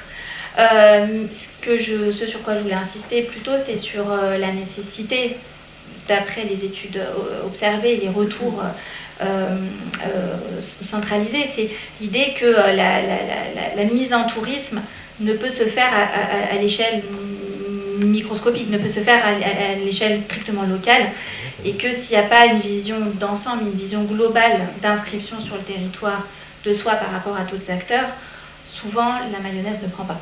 Voilà, c'était plutôt cette notion de voir large, voir autour de soi, voir global, sans se trahir, une fois de plus. Et je pense qu'avec Sylvie Grange, on reparlera de la question aussi de la cohérence, d'un travail de cohérence construit autour de l'institution et de ses partenaires, sans trahir sa cohérence, sans trahir son identité, sans trahir ses objectifs avec les autres. Il y a quand même la nécessité de penser au-delà de sa structure, et ça me semble profitable, de toute façon. Oui, je me permets de rebondir sur ce que vous dites. Je partage l'avis de Jean-Claude, dans la mesure où on met d'abord tourisme et après on met littéraire. L'exemple que je peux donner, c'est on est proche de la vallée du Rhône, et actuellement, c'est la vallée de la gastronomie, qui va de la Suisse jusqu'en bas. Et donc on rentre dans un carcan, quelque part, puisque toutes les personnes qui ont droit à la parole, c'est les producteurs de vin, les hôteliers, et donc on est dans un schéma économique. Quand on parle avec le département, quand on parle avec la région, ça rentre dans un schéma économique. Alors vous avez parlé de performativité. Est-ce que vous avez des exemples concrets de performativité? Alors, là j'ai donné tout à l'heure un cas très particulier. Le Eat, Pray, Love Bali, c'est vraiment très très particulier. Vous connaissez peut-être plus facilement, plus accessible, plus proche de nous, le Da Vinci Code, qui a aussi généré, mais là encore, on est dans les grosses machines culturelles, le Da Vinci Code. Si je prends un exemple plus local, normand, que je connais bien, Nymphéa Noire de Michel Bussy a généré un tourisme littéraire artistique à Giverny. T'en souviens-tu, mon Anaïs de Michel Bussy a généré des parcours touristiques à Veules-les-Roses. Donc là, il y a eu un effet. Pardon. Les exemples que je prenais donc liés à Michel Bussy, j'évoquais Nymphéa Noire à Giverny, et j'évoquais T'en souviens-tu, mon Anaïs, qui a généré aussi un parcours touristique, des signatures, une présence de Michel Bussy. Et qui a eu une incidence dans la fréquentation de la station balnéaire qui est Veules-les-Roses. Un autre exemple que je peux prendre, c'est une commune, alors je crois aussi des Hauts-de-France, mais il faudrait que je retrouve le nom, qui a commandé à un écrivain un polar médiéval pour mettre en avant, valoriser son patrimoine architectural médiéval. Il y a aussi la surfréquentation d'Étretat. Oui, Lupin, voilà, oui, on peut prendre l'exemple, là encore, grosse machine, boom touristique à la suite de la diffusion de la série Netflix et de la réédition des œuvres de Leblanc. Vous avez une chambre Lupin dans je ne sais plus trop quel hôtel, etc. Donc, mais bon, si on veut sortir de ces grandes machineries-là, cette petite ville de Hauts-de-France, il faut que je retrouve le nom, a commandé à un écrivain un polar, parce que c'est un genre qui fonctionne très bien, a commandé un polar pour attirer les touristes autour de ces monuments. C'est un exemple de performativité dont vous êtes peut-être plus familier, plus légitime à vos yeux, mais les résidences d'écrivains et les commandes d'œuvres des fictions touristiques, c'est un vrai phénomène. Je peux prendre aussi un autre exemple. Hier, j'en discutais avec une libraire de Bourges. La maison d'édition La Gerbe, autour de la collection Moisson Noire, publie des fictions autour de grandes figures patrimoniales telles que George Sand ou encore Balzac. Ces figures, elles évoluent dans des lieux touristiques, maisons d'écrivains, grands monuments de la région. On est du côté de Tours, on est dans le Berry. Et l'idée, c'est de vendre ces fictions touristiques dans le rayon tourisme régional, à côté des guides touristiques, et des visiteurs alors soit généralement c'est comme des visiteurs qui connaissent déjà un peu les lieux, hein, mais c'est une façon de redécouvrir sous un autre angle ces lieux-là, ou d'y retourner avec à la lumière d'une fiction d'enquête qui rebat un petit peu les cartes.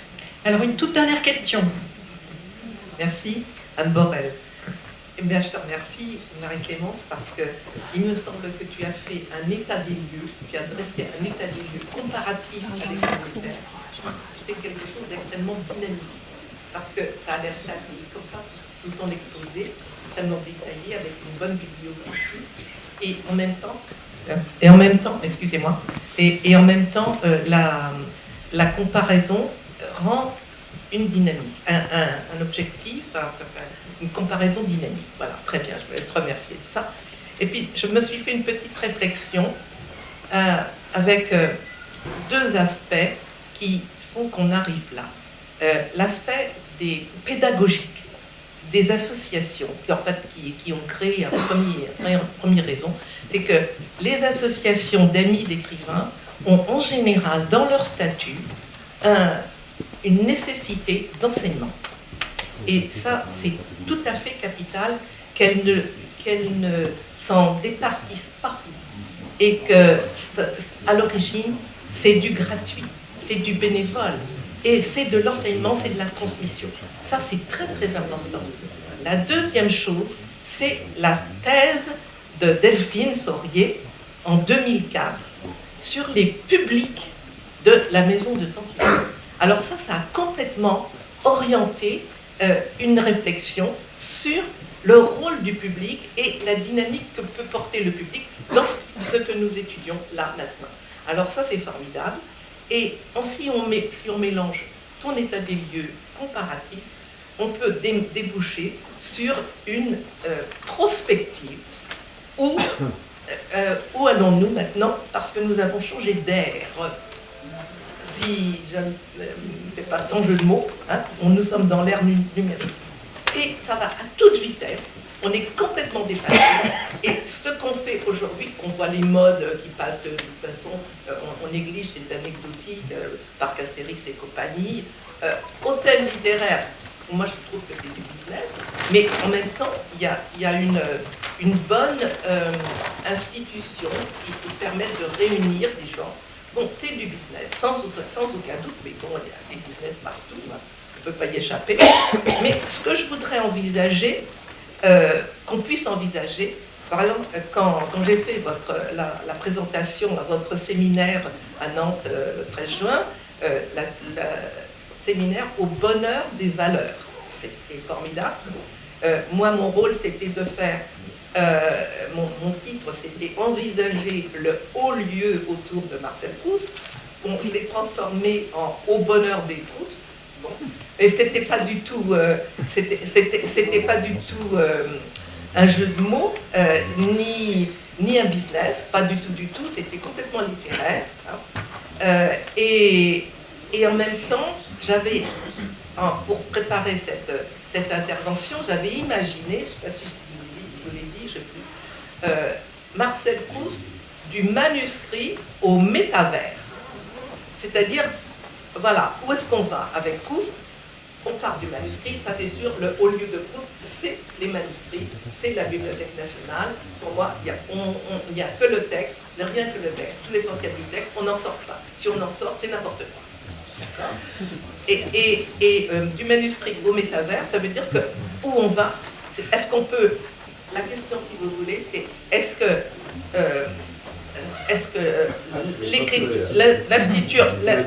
l'intelligence artificielle peut être dans l'écriture? Chère Anne, nous avons encore une journée et demie pour aborder tout cela.